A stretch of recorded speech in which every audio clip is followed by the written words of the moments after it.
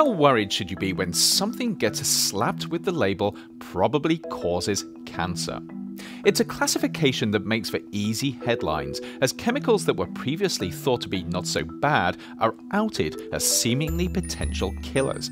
Yet as we'll see, just because something might cause cancer doesn't mean that it necessarily will. One of the more prominent organizations that evaluate carcinogens is the International Agency for Research on Cancer, or IARC for short. IARC publishes doorstop-sized reports, they call them monographs, that evaluate the evidence for or against something having the ability to cause cancer. These monographs are the culmination of a long and arduous process. Leading experts huddle together for days at a time and carefully sift through publicly available data. They look at whether there's evidence for a specific agent causing cancer in people. They look to see if there's any evidence for it causing cancer in animals. They examine whether there are scientific reasons to think it might cause cancer. And they weigh the evidence, which is rarely black and white, to determine whether on balance there's a chance that the agent could cause cancer given the right circumstances. At the end of this process, the substance or agent under examination is given a number from 1 to 4. First, there are the Group 1 substances. These are the bad actors where the data are pretty clear that exposure to enough of them could lead to cancer. At the other end of the spectrum, there's Group 4.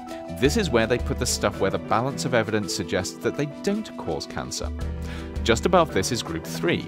Here you'll find substances where there just isn't enough evidence to indicate that they are carcinogenic. And then there's Group 2. Group 2 is the tricky one. These are the substances where there are hints that they might cause cancer, but the data aren't conclusive. Group 2 is divided into probable carcinogens and possible carcinogens. If there's evidence that a substance can cause cancer in animals but the jury's out on humans, it's likely to be labelled as a possible carcinogen and placed into Group 2B. On the other hand, if the data on cancer in humans is just a little stronger but still not conclusive, the substance is likely to be put in Group 2A and labelled a probable carcinogen. In effect, ending up in Group 2 is the equivalent of IARC slapping a "take care" label on something. They're letting you know that under some circumstances, if you're exposed to enough of the stuff, you might get cancer. Plenty of common substances end up with this "take care" label.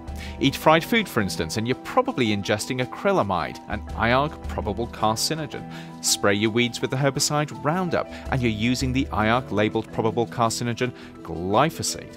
Interestingly, working as a hairdresser and working shifts that disrupt your body's rhythms are also both listed as probable carcinogens. Then there's coffee, gasoline, and, wait for it, pickled vegetables. Each of these are listed by IARC as potential carcinogens. In effect, an IARC label indicating something is a potential or a probable carcinogen doesn't mean that it will necessarily cause cancer. And it certainly doesn't mean stop using it. The label is only half the story. It suggests what could happen, but it doesn't indicate how likely it is. It's the equivalent of saying a rock could kill you, but not pointing out that it probably needs to be dropped on your head from a great height first. To make sense of these labels, additional information is needed on what probable actually means, together with how much stuff people are exposed to and how much of it is needed to cause cancer. In other words, the label alone shouldn't worry you.